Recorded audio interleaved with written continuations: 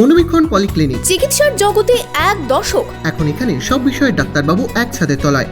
Phone করুন 7477999515 এই নম্বরে। সারারাত নিখোঁজ থাকার পর সকালে বাড়ির রান্নাঘর থেকে উদ্ধার এক ব্যক্তির মৃতদেহ।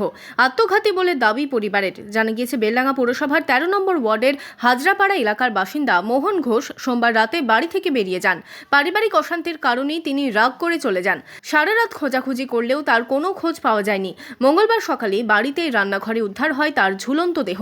খবর পেয়ে পুলিশ তাকে উদ্ধার করে বেলডাঙ্গা গ্রামীণ হাসপাতালে পাঠালে চিকিৎসকেরা মৃত বলে ঘোষণা করেন। একটা পারিবারিক বাচ্চা ছেলে নিয়ে ঝামেলা দিয়ে তারপরে রাত করে পালিয়ে গিয়েছিল। হঠাৎ করে রাত তখন রাত্রি মাঝরাত্রি এসে মানে সুসাইড করেছে, কেউ জানে না সেটা।